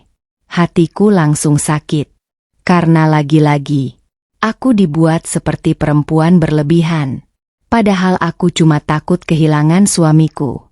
Aku cuma pengen jujur. Tangisku makin deras. Kalau memang ada perempuan lain ngomong aja. Arga langsung membentak. Gak ada. Aku sampai kaget mendengar suaranya yang keras. Dan detik itu, air mataku langsung jatuh tanpa bisa ditahan lagi. Karena laki-laki yang dulu selalu lembut padaku, sekarang mulai membentakku demi perempuan lain. Terus kenapa kamu berubah? Suaraku gemetar hebat. Kenapa sekarang kamu lebih nyaman cerita sama perempuan lain daripada sama aku? Suasana kamar langsung sunyi. Arga menatapku lama. Lalu akhirnya berkata pelan. Kalimat yang sampai hari ini masih membekas di hatiku. Karena kamu berubah. DG. Aku langsung membeku. Apa? Arga mengusap wajahnya kasar lalu berkata dengan nada lelah. Kamu sekarang terlalu sensitif. Sedikit nangis. Sedikit curiga. Rumah jadi gak nyaman. Air mataku terus jatuh. Karena aku tidak percaya laki-laki yang dulu jadi tempat ternyamanku, sekarang justru menganggapku beban. Aku jadi begini karena aku sakit hati, Mas. Tangisku pecah. Aku dihina tiap hari. Aku takut kehilangan kamu. Tapi kamu malah nyalahin aku. Napasaku memburu. Dan detik berikutnya, Arga berkata sesuatu yang benar-benar menghancurkan harga diriku malam itu. Mungkin mama benar. DG. Darahku langsung dingin. Aku menatapnya tidak percaya. Sedangkan Arga melanjutkan dengan suara pelan. Rumah tangga tanpa anak memang berat. Air mataku jatuh makin deras. Karena akhirnya, suamiku mulai memandangku dengan cara yang sama seperti ibunya. Bukan sebagai istri, tapi sebagai kekurangan. Tiba-tiba HP Arga berbunyi lagi. Nama, Dina Bunga Sakura, muncul di layar. Dan yang paling menghancurkan, Arga buru-buru mematikan layar HP-nya di depanku. Seolah ada sesuatu yang harus disembunyikan. Dadaku langsung terasa kosong. Kosong sekali. Karena malam itu, aku mulai sadar. Aku mungkin bukan cuma kehilangan kepercayaan diri sebagai perempuan, tapi juga perlahan kehilangan suamiku sendiri. Aku menemukan foto itu. Sejak malam aku melihat chat dari perempuan bernama Dina di HP Arga, hidupku mulai dipenuhi rasa takut. Takut kehilangan. Takut dikhianati. Dan yang paling menyiksa, takut kalau semua ucapan ibu mertua perlahan menjadi kenyataan. Arga makin berubah setelah malam itu. Dia jadi lebih protektif dengan HP-nya. Kalau dulu HP selalu diletakkan sembarangan, sekarang dibawa bahkan sampai ke kamar mandi. Kalau dulu tidur sambil memelukku, sekarang lebih sering membelakangiku sambil sibuk main HP sampai larut malam. Dan setiap kali aku mencoba bicara baik-baik, jawabannya selalu sama. Kamu terlalu curiga. Padahal jujur, aku tidak ingin jadi istri yang posesif. Aku tidak ingin jadi perempuan yang selalu mencurigai suaminya. Tapi bagaimana aku bisa tenang kalau laki-laki yang dulu selalu membuatku merasa dicintai sekarang justru terasa semakin jauh? Hari itu hari Minggu. Aku sedang membersihkan rumah sendirian. Arga bilang ada kerjaan kantor dan pergi sejak pagi. Padahal biasanya hari Minggu kami habiskan bersama. Walau cuma makan bakso pinggir jalan atau menonton TV di rumah. Tapi sekarang, aku lebih sering sendirian. Saat sedang merapikan lemari, aku menemukan jaket Arga yang belum dicuci. Aku mengambilnya sambil menghela napas pelan. Dan entah kenapa, aku langsung mencium aroma parfum perempuan. Bukan parfumku. Dadaku langsung berdebar keras. Tanganku gemetar saat memegang jaket itu. Karena aroma itu terlalu manis, terlalu asing, dan terlalu jelas untuk diabaikan. Aku mencoba menenangkan diri. Mungkin cuma kecium parfum orang di kantor. Aku terus mengulang kalimat itu dalam hati. Karena jujur, aku belum siap kalau ternyata pikiranku benar. Saat memasukkan tangan ke saku jaket, aku menemukan struk restoran. Restoran mahal. Tempat yang bahkan belum pernah kudatangi bersama Arga. Tanggalnya 2 hari lalu. Dan yang membuat darahku langsung dingin. Di bawah struk tertulis jumlah makan untuk 2 orang. DG. Aku langsung terduduk di lantai. Napasaku tercekat. Karena 2 hari lalu, Arga bilang lembur sampai malam. Tanganku gemetar hebat. Aku langsung menangis tanpa suara sambil memegang struk itu. Karena perlahan, potongan-potongan kecil semuanya mulai tersambung. Pulang malam, main HP sembunyi-sembunyi, chat perempuan lain, parfum asing. Dan sekarang, makan berdua diam-diam. Malam harinya Arga pulang seperti biasa. Wajahnya terlihat santai. Bahkan sempat tersenyum kecil saat masuk rumah. Dan jujur, melihat itu justru membuat dadaku makin sakit. Karena bagaimana bisa dia terlihat setenang itu, sementara aku hancur pelan-pelan setiap hari? Mas. Suaraku pelan sekali. HM. Aku nemu ini. Aku menyerahkan struk restoran itu dengan tangan gemetar. Dan detik melihatnya, wajah Arga langsung berubah. Sangat cepat. Terlalu cepat. Ngapain bongkar-bongkar jaket aku? DG. Lagi-lagi. Bukan menjelaskan. Bukan meminta maaf. Tapi marah. Aku cuma nyuci. Air mataku mulai turun lagi. Mas pergi sama siapa? Arga langsung membuang napas kasar. Sama temen kantor. Perempuan. Suasana langsung sunyi. Dan diamnya sudah cukup menjadi jawaban. Dadaku langsung sesak sampai sulit bernapas. Aku tanya baik-baik, Mas. Tangisku mulai pecah. Dina itu siapa sebenarnya?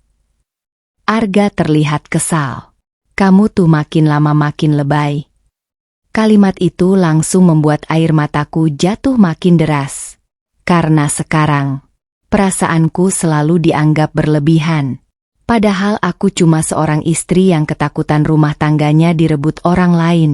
Kalau memang gak ada apa-apa. Suaraku gemetar. Kenapa kamu sembunyi-sembunyi? Arga langsung berdiri. Aku capek dicurigain terus. Aku juga manusia. Aku pengen nyaman. DG. Hatiku langsung hancur mendengar kata nyaman.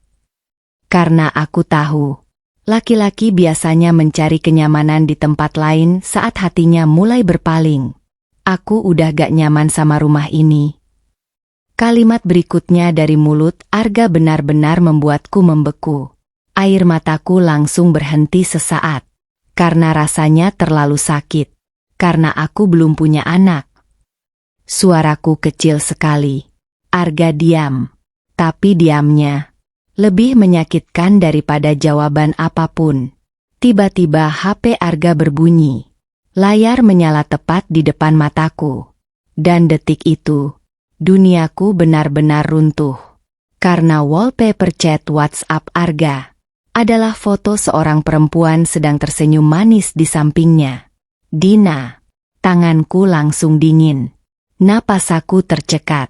Dan untuk pertama kalinya, aku melihat jelas wajah perempuan yang perlahan merebut suamiku dariku. Ibu mertuaku membawa calon istri baru.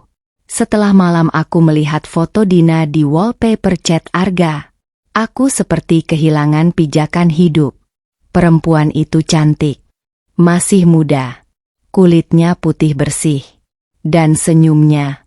Senyum yang dulu sering kulihat di wajahku sendiri saat bersama suamiku. Dadaku sakit sekali malam itu. Karena akhirnya, aku sadar ada perempuan lain yang sedang mengisi ruang di hati Arga. Sejak kejadian itu, aku dan Arga makin sering bertengkar.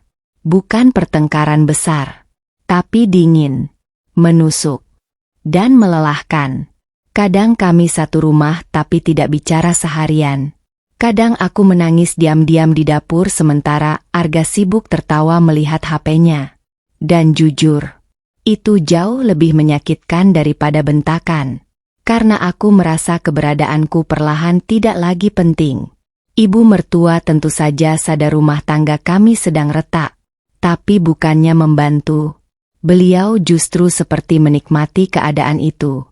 Beliau makin sering menyindirku. Makin sering membahas soal keturunan. Dan yang paling membuatku takut, beliau mulai terang-terangan menyebut nama perempuan lain di depan Arga.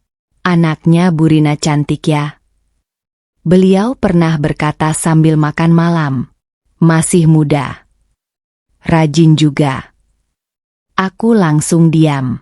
Sedangkan Arga pura-pura fokus makan. Tapi aku tahu, dia mendengar semuanya. Dan entah kenapa, diamnya sekarang selalu membuatku takut. Hari itu hujan turun deras sejak sore. Aku sedang melipat pakaian di ruang tamu saat ibu mertua datang. Beliau terlihat sangat rapi, memakai gamis bagus dan parfum yang cukup menyengat. Aku sempat bingung karena biasanya beliau tidak berdandan seperti itu kalau hanya ke rumahku. Alia, bikinin teh. Iya Bu. Aku langsung ke dapur tanpa banyak bicara. Dan jujur, akhir-akhir ini aku lebih memilih diam karena setiap percakapan selalu berakhir menyakitkan. Beberapa menit kemudian, pintu rumah terdengar dibuka. Aku pikir Arga sudah pulang. Tapi saat keluar membawa teh, tanganku langsung gemetar. Karena ada seorang perempuan duduk di ruang tamu. Perempuan dalam foto itu, Dina. DG. Napasaku langsung tercekat. Dia duduk sambil tersenyum malu-malu di samping ibu mertua. Sedangkan Arga terlihat sangat tegang berdiri dekat pintu. Dan ya Allah, saat itu aku benar-benar merasa seperti orang asing di rumahku sendiri. Oh, ini Alia. Ibu mertua berkata santai sambil menatap perempuan itu. Ini istrinya Arga. Kalimat itu terdengar normal, tapi nada suaranya terasa sangat menusuk. Karena entah kenapa, aku merasa sedang diperkenalkan sebagai sesuatu yang sebentar lagi akan digantikan. Aku berdiri mematung sambil memegang nampan teh. Tanganku dingin sekali. Sedangkan Dina menatapku dengan wajah canggung. Assalamualaikum, Mbak. Suaranya lembut. Dan jujur, aku lebih sakit mendengar dia sopan daripada kalau dia kasar. Karena itu membuat semuanya terasa nyata. Perempuan ini bukan sekadar selingkuhan sembunyi-sembunyi. Dia sudah dibawa masuk ke rumahku. Diperkenalkan langsung. Diterima. Ibu ngajak dia ke sini buat apa? Suaraku gemetar hebat. Ibu mertua langsung menjawab santai. Buat kenalan. DG. Dadaku langsung sesak. Kenalan apa, Bu? Beliau menatapku lurus tanpa rasa bersalah sedikit pun. Biar Arga punya pilihan. Air mataku langsung jatuh saat itu juga. Karena kalimat itu benar-benar menghancurkan harga diriku. Aku berdiri di depan mereka seperti perempuan gagal yang sedang ditawarkan pengganti. Bu. Suaraku langsung pecah. Arga langsung berdiri cepat. Udah, jangan ribut. Aku menoleh tidak percaya ke arah suamiku. Jangan ribut. Tangisku langsung meledak. Ibu, kamu bawa perempuan lain ke rumah aku. Napasaku memburu hebat. Dan kamu diam aja? Suasana rumah langsung tegang. Dina terlihat ketakutan.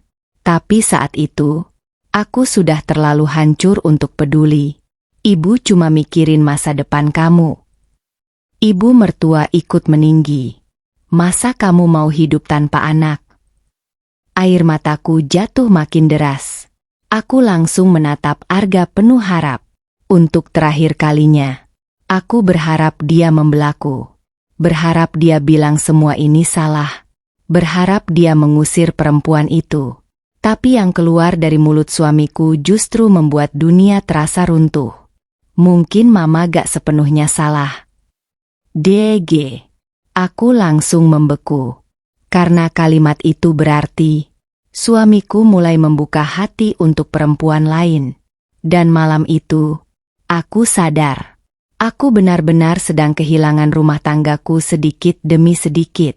Aku akhirnya melawan. Mungkin mama gak sepenuhnya salah. Kalimat itu terus terngiang di kepalaku malam itu. Aku berdiri mematung di ruang tamu sambil menatap Arga tidak percaya. Sedangkan Dina duduk diam dengan wajah pucat. Dan ibu mertuaku terlihat puas. Seolah akhirnya beliau berhasil membuatku jatuh di depan semua orang. Air mataku terus mengalir tanpa bisa kutahan. Aku benar-benar tidak menyangka laki-laki yang dulu bersumpah akan menjagaku. Sekarang justru berdiri di samping orang-orang yang menghancurkanku. Aku kurang apa, Mas? Suaraku pecah total. Aku nemenin kamu dari nol. Aku selalu berusaha jadi istri baik. Tapi kenapa sekarang aku diperlakukan kayak barang rusak? Dadaku sesak sekali.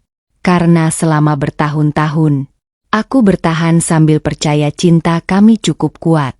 Tapi ternyata, rahimku dianggap lebih penting daripada semua pengorbananku. Alia, jangan lebay. Kalimat ibu mertua langsung membuat emosiku meledak. Lebay. Lagi-lagi aku disebut berlebihan hanya karena terluka. Dan malam itu, untuk pertama kalinya setelah bertahun-tahun menahan semuanya, aku akhirnya berhenti diam. Lebay, katanya.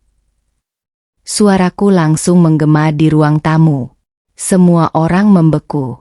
Bahkan Arga terlihat kaget melihatku membentak seperti itu. Karena selama ini, aku selalu diam, selalu mengalah, selalu menangis sendirian. Tapi malam itu, aku sudah terlalu hancur untuk terus jadi perempuan sabar. Air mataku jatuh deras. Aku menatap ibu mertua sambil gemetar. Saya juga manusia, Bu. Saya juga sakit dihina terus. Saya juga nangis tiap malam karena belum punya anak. Tangisku pecah keras. Tapi kenapa ibu perlakukan saya kayak saya bukan siapa-siapa? Suasana rumah langsung tegang. Ibu mertua terlihat tidak menyangka aku akan melawan. Karena mungkin beliau terlalu terbiasa melihatku diam. Saya capek, Bu. Tangisku makin deras. Setiap hari disindir. Setiap kumpul keluarga dipermaluin. Sekarang ibu malah bawa perempuan lain ke rumah saya. Aku memegang dada sendiri karena rasanya sesak sekali. Kalau ibu ada di posisi saya. Ibu kuat gak? Suasana mendadak sunyi. Dan untuk pertama kalinya, aku melihat ibu mertua tidak langsung bisa menjawab. Tapi beberapa detik kemudian, beliau kembali berkata dingin, "Ibu cuma mau cucu." DG. Kalimat itu langsung membuatku tertawa pahit sambil menangis. Karena ternyata, sesederhana itu alasannya menghancurkan harga diriku. Cuma karena cucu. Terus kalau saya gak bisa punya anak. Suaraku bergetar hebat. Berarti saya gak pantas dicintai. Tidak ada yang menjawab. Arga menunduk. Sedangkan Dina terlihat semakin canggung. Dan keheningan itu membuatku makin sadar kalau aku benar-benar sendirian di rumah ini. Aku tanya sama kamu, Mas. Aku menoleh ke arah Arga. Mata kamu masih lihat aku sebagai istri gak? Air mataku terus jatuh. Karena jujur, aku takut mendengar jawabannya. Tapi aku lebih takut hidup dalam kebohongan. Arga terlihat gelisah. Dia mengusap wajahnya kasar lalu berkata pelan. Aku cuma pengen punya keluarga utuh. DG. Hatiku langsung remuk. Karena ternyata, di matanya sekarang, aku bukan lagi bagian dari keluarga utuh itu. Aku ini keluarga kamu, Mas. Tangisku pecah lagi. Aku yang nemenin kamu susah. Aku yang selalu ada buat kamu. Kenapa sekarang aku kalah sama perempuan yang baru datang? Dina langsung menunduk makin dalam. Sedangkan Arga diam tanpa jawaban. Dan diamnya malam itu adalah jawaban paling menyakitkan. Tiba-tiba ibu mertua berkata tajam. Perempuan baik itu tahu kapan harus mengalah. Kalimat itu langsung membuat darahku mendidih. Aku menatap beliau sambil tertawa pahit. Jadi saya harus ngalah dari rumah tangga saya sendiri. Harus senyum lihat suami saya sama perempuan lain. Tangisku makin keras. Segampang itu ya, Bu. Dan malam itu, untuk pertama kalinya aku mengatakan sesuatu yang selama ini kupendam sendiri. Saya bukan mesin pembuat anak. Suasana rumah langsung hening. Aku menatap mereka satu persatu sambil air mata terus jatuh. Saya manusia. Saya punya hati. Saya punya rasa sakit. Napas aku memburu hebat. Dan kalau di rumah ini saya cuma dihargai karena bisa hamil atau enggak. Mungkin memang saya gak pernah dianggap keluarga dari awal. Arga akhirnya mendekat ingin memegang tanganku. Tapi aku langsung mundur. Karena sentuhannya sekarang terasa asing. Sangat asing. Alia. Suaranya terdengar pelan. Tapi aku sudah terlalu terluka untuk tenang. Aku capek, Mas. Tangisku lirih sekali sekarang. Capek terus merasa gak cukup. Dan malam itu, untuk pertama kalinya sejak menikah, aku mulai berpikir, mungkin cinta saja memang tidak cukup untuk mempertahankan rumah tangga. Rahasia itu akhirnya terbongkar. Setelah malam aku melawan ibu mertua untuk pertama kalinya, rumah kami berubah makin dingin.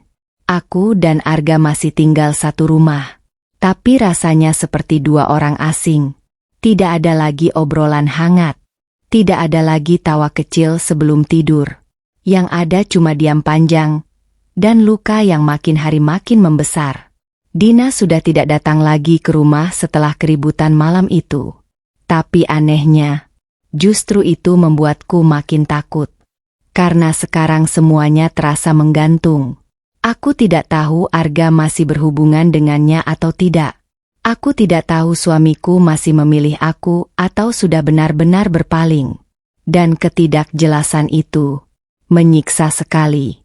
Beberapa hari kemudian, aku sedang membereskan lemari kamar saat menemukan map biru terselip di bawah tumpukan dokumen lama. Awalnya aku tidak terlalu memperhatikan. Kupikir cuma berkas kantor Arga. Tapi saat aku membuka isinya, tanganku langsung berhenti bergerak. Ada logo rumah sakit di pojok kanan atas. Dan tertulis jelas, hasil analisa kesuburan. DG.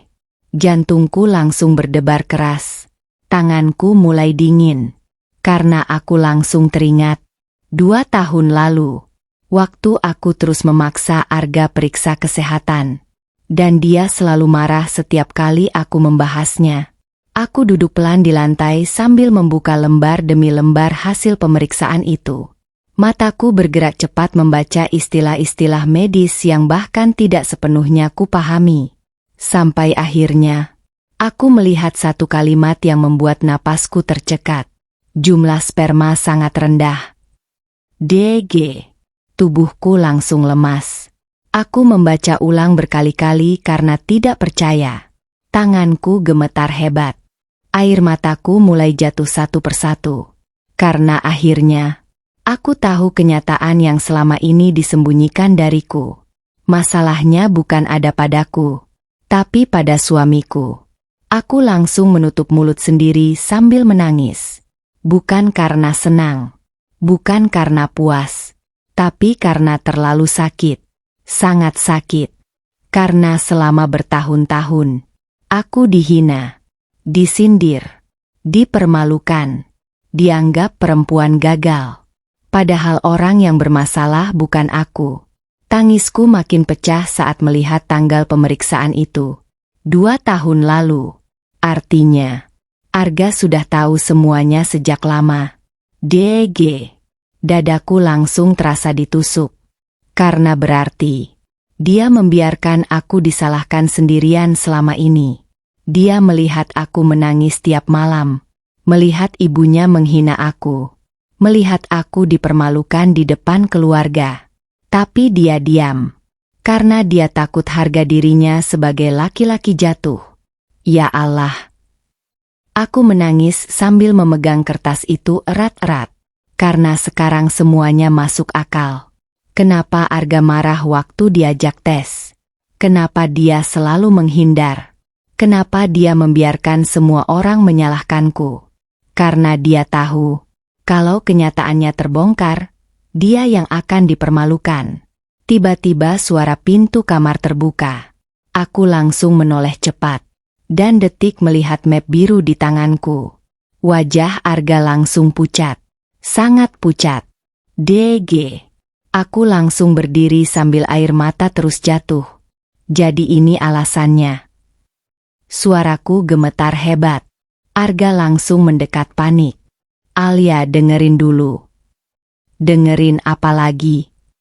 Tangisku langsung pecah keras. Aku mengangkat kertas hasil tes itu dengan tangan gemetar.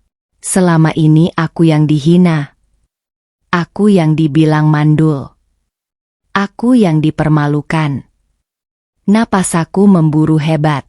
Padahal yang bermasalah itu kamu.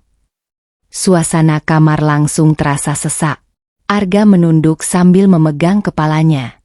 Dan untuk pertama kalinya, aku melihat rasa malu yang selama ini dia sembunyikan. Aku takut kehilangan kamu. Suaranya pelan sekali. Tapi kalimat itu justru membuat emosiku makin meledak. Terus air mataku jatuh makin deras. Aku kehilangan harga diri aku tiap hari. Aku sampai benci tubuh aku sendiri. Tangisku makin keras. Dan kamu diam aja lihat semua orang nyakitin aku. Arga akhirnya ikut menangis. Aku gak tahu harus gimana. Aku tertawa kecil sambil menangis. Lucu ya. Dia bilang tidak tahu harus bagaimana. Tapi selama ini dia tetap memilih diam saat aku dihancurkan pelan-pelan. Bahkan ibumu. Suaraku mulai lirih tapi penuh sakit. Ibumu sampai nyuruh kamu nikah lagi. Aku diperlakukan kayak perempuan gagal. Tanganku gemetar hebat memegang hasil tes itu. Dan kamu tetap biarin semuanya. Arga langsung terduduk di kasur sambil menangis memegang wajahnya sendiri. Tapi entah kenapa, melihat dia menangis malam itu tidak lagi membuatku iba. Karena luka di hatiku sudah terlalu dalam. Aku menatap hasil tes di tanganku lama sekali. Lalu perlahan berkata dengan suara hancur. Jadi selama ini, aku minta maaf untuk kesalahan yang bukan salah aku. Dan malam itu, untuk pertama kalinya, aku mulai kehilangan rasa cintaku sedikit demi sedikit. Aku membuka semuanya di depan keluarga. Setelah menemukan hasil tes kesuburan Arga malam itu, aku berubah. Bukan berubah jadi perempuan yang penuh amarah, tapi berubah jadi perempuan yang akhirnya sadar. Selama ini aku terlalu sibuk menyalahkan diri sendiri. Aku terlalu lama meminta maaf untuk luka yang bahkan bukan salahku. Malam setelah semua rahasia itu terbongkar, aku tidak menangis lagi. Aneh memang. Padahal selama bertahun-tahun aku menangis hampir tiap malam. Tapi kali ini, yang tersisa cuma rasa kosong. Sangat kosong. Aku duduk lama di ruang tamu sambil memegang map biru itu. Map yang selama ini menyimpan kebenaran. Kebenaran yang menghancurkan rumah tanggaku pelan-pelan. Arga beberapa kali mencoba bicara.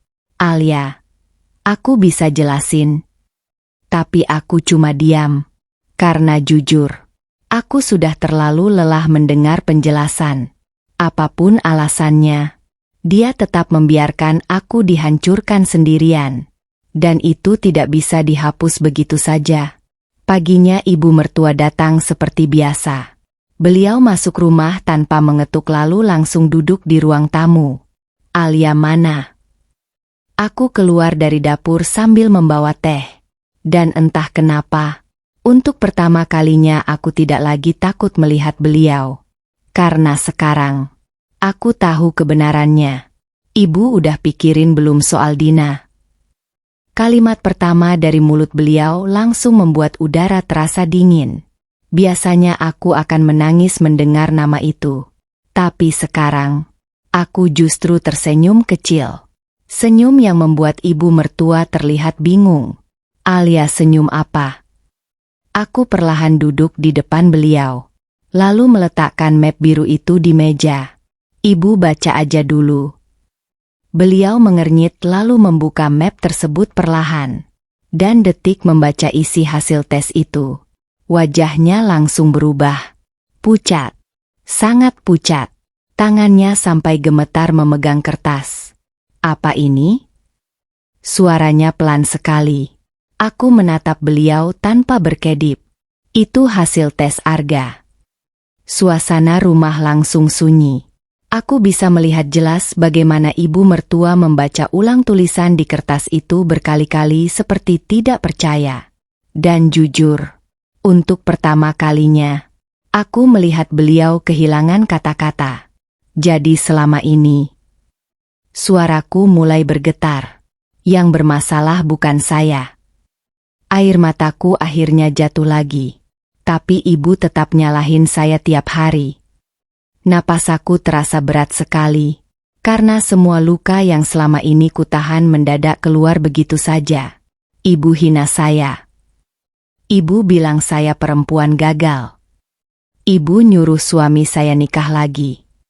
Tangisku mulai pecah. Padahal saya sehat, Bu. Saya sehat. Suasana ruang tamu terasa sangat sesak. Ibu mertua menunduk sambil memegang kertas itu erat.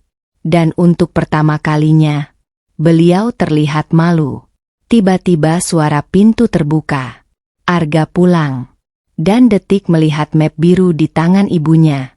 Wajahnya langsung hancur. Alia. Aku langsung berdiri sambil menatapnya penuh air mata. Kenapa, Mas? Suaraku lirih sekali sekarang. Takut rahasianya ketahuan. Arga langsung menunduk. Sedangkan ibu mertua mulai menangis pelan. Tapi anehnya, aku tidak merasa puas. Karena rasa sakitku terlalu besar untuk dibalas dengan sekadar rasa malu mereka. Hari itu keluarga besar datang ke rumah karena ada acara makan bersama yang sudah direncanakan sebelumnya. Dan jujur, aku sempat ingin diam saja. Aku capek ribut, capek menangis. Tapi lalu aku teringat semua malam ketika aku dipermalukan di depan mereka. Semua sindiran, semua tatapan kasihan. Semua ucapan tentang mandul. Dan malam itu, aku memutuskan berhenti melindungi orang yang tidak pernah melindungiku. Saat semua orang sudah berkumpul, aku berdiri pelan di ruang tamu sambil memegang map biru itu. Tanganku gemetar. Tapi kali ini, bukan karena takut, melainkan karena akhirnya aku akan membela diriku sendiri. Saya mau ngomong sesuatu. Suasana langsung hening. Semua mata memandangku, termasuk ibu mertua yang terlihat panik. Dan Arga hanya diam dengan wajah pucat. Air mataku mulai jatuh saat aku berkata, selama 3 tahun saya dihina karena belum punya anak. Saya disebut mandul. Saya dipermalukan di depan keluarga. Tangisku mulai pecah. Tapi ternyata aku mengangkat hasil tes itu dengan tangan gemetar. Masalahnya bukan ada di saya. DG. Suasana langsung sunyi total. Beberapa keluarga langsung saling berpandangan. Sedangkan aku melanjutkan sambil menangis. Selama ini saya minta maaf untuk sesuatu yang bukan salah saya. Air mataku jatuh makin deras. Saya cuma pengen diperlakukan sebagai manusia. Dan malam itu, untuk pertama kalinya, semua orang akhirnya tahu siapa yang sebenarnya selama ini paling terluka. Ibu mertuaku menangis meminta maaf. Malam setelah semuanya terbongkar di depan keluarga besar, rumah terasa sangat sunyi. Tidak ada lagi sindiran. Tidak ada lagi suara tawa kecil yang biasanya menusukku. Yang ada hanya wajah-wajah malu dan penyesalan yang terlambat. Aku masih duduk sendiri di ruang tamu setelah semua keluarga pulang. Mataku bengkak karena terlalu banyak menangis. Sedangkan map biru itu masih ada di atas meja. Map yang akhirnya membuka semua kebohongan. Dan jujur, aku tidak merasa menang. Karena tidak ada perempuan yang benar-benar menang saat rumah tangganya hancur pelan-pelan. Arga sejak tadi diam. Dia duduk di pojok ruang tamu sambil menunduk. Wajahnya kacau. Matanya merah. Tapi entah kenapa, aku sudah terlalu lelah untuk merasa iba. Karena selama bertahun-tahun aku menangis sendirian, dan dia memilih diam. Sekitar jam 11 malam, pintu kamarku diketuk pelan. Aku sedang duduk memeluk lutut di pinggir kasur. Dan jujur, aku malas membuka pintu untuk siapapun. Tapi suara berikutnya membuat dadaku langsung sesak. Alia. Suara ibu mertua. Pelan. Bergetar. Aku membuka pintu perlahan. Dan detik melihat beliau. Aku langsung membeku. Ibu mertuaku menangis. Benar-benar menangis. Matanya sembab. Wajahnya pucat. Dan untuk pertama kalinya sejak aku mengenalnya, beliau terlihat sangat rapuh. Alia. Beliau langsung memegang tanganku begitu aku membuka pintu. Tangannya dingin dan gemetar. Sedangkan air matanya terus jatuh. Aku cuma diam. Karena jujur, aku tidak tahu harus bereaksi bagaimana. Perempuan yang selama ini menghancurkan harga diriku, sekarang berdiri di depanku sambil menangis. Ibu salah. Suaranya pecah. Dan kalimat itu langsung membuat mataku panas. Karena selama bertahun-tahun, aku menunggu pengakuan itu. Aku menunggu beliau sadar kalau aku juga manusia. Air mata ibu mertua jatuh makin deras. Ibu terlalu jahat sama kamu. Aku langsung menggigit bibir kuat-kuat. Karena mendengar itu rasanya aneh sekali. Sakit. Tapi juga melegakan. Ibu cuma takut keluarga ini gak punya keturunan. Beliau menangis sambil memegang tanganku erat. Tapi ibu lupa. Kamu juga anak orang. DG. Air mataku langsung jatuh. Karena ya Allah, kalimat sederhana itu justru menghancurkan pertahananku. Aku langsung menangis lagi. Saya capek, Bu. Tangisku pecah. Capek dihina terus. Capek merasa gak berharga. Dadaku sesak sekali. Karena semua luka yang selama ini kupendam akhirnya keluar malam itu. Ibu mertua langsung memelukku. Dan jujur, aku kaget. Karena selama ini hubungan kami begitu dingin. Beliau jarang sekali menyentuhku dengan hangat. Tapi malam itu, beliau memelukku sambil menangis seperti seorang ibu yang benar-benar menyesal. Maafin ibu. Suaranya bergetar hebat. Ibu buta. Ibu terlalu egois. Air mataku terus jatuh di bahunya. Dan untuk pertama kalinya, aku mendengar ketulusan dalam suara beliau. Alia. Beliau mengusap tanganku pelan. Ibu malu sama kamu. Tangisku makin pecah. Karena selama ini, aku cuma ingin diperlakukan dengan sedikit kasih sayang. Sedikit saja. Bukan dihina terus-menerus hanya karena belum punya anak. Tiba-tiba Arga masuk ke kamar. Wajahnya penuh air mata. Dan saat melihat ibunya memelukku, dia langsung ikut menangis. Suasana kamar malam itu penuh tangis. Tangis penyesalan. Tangis luka yang terlalu lama dipendam. Aku minta maaf. Suara Arga serak. Aku pengecut. Air mataku jatuh lagi. Karena akhirnya, dia mengakui semuanya. Dia mengakui kalau selama ini dia membiarkan aku disakiti demi menjaga harga dirinya sendiri. Aku takut dianggap gak sempurna. Tangisnya makin pecah. Tapi aku malah bikin kamu hancur. Aku langsung menutup wajah sambil menangis. Karena mendengar pengakuan itu terasa sangat menyakitkan. Terlambat. Tapi nyata. Malam itu, untuk pertama kalinya sejak bertahun-tahun, aku merasa didengar. Aku merasa sakitku akhirnya terlihat. Bukan lagi dianggap lebay. Bukan lagi dianggap perempuan gagal. Tapi sebagai manusia yang terluka. Sebelum keluar kamar, ibu mertua memegang wajahku pelan lalu berkata lirih. Mulai hari ini, jangan pernah lagi nyalahin diri kamu. Air mataku langsung jatuh tanpa henti. Karena kalimat itu adalah kalimat yang paling ingin ku dengar selama ini. Akhir yang membuatku ikhlas. Setelah malam ibu mertua menangis meminta maaf, hidupku perlahan berubah. Bukan langsung bahagia. Bukan langsung sembuh. Karena luka yang bertahun-tahun masuk ke hati tidak mungkin hilang dalam satu malam. Tapi setidaknya, aku tidak lagi merasa sendirian. Hari-hari setelah semuanya terbongkar terasa sangat canggung. Ibu mertua berubah drastis. Beliau tidak lagi menyindir soal anak. Tidak lagi membandingkanku dengan perempuan lain. Bahkan setiap kali melihatku, tatapannya selalu penuh rasa bersalah. Dan jujur, awalnya aku malah bingung harus bagaimana. Karena selama ini, aku terlalu terbiasa disakiti. Suatu pagi aku sedang menyapu teras saat ibu mertua datang membawa semangkuk bubur. Alia belum sarapan kan? Aku langsung terdiam. Karena biasanya beliau tidak pernah memperhatikanku seperti itu. Aku menerima mangkuk itu pelan. Terima kasih, Bu. Dan detik melihat mata beliau mulai berkaca-kaca. Dadaku langsung sesak lagi.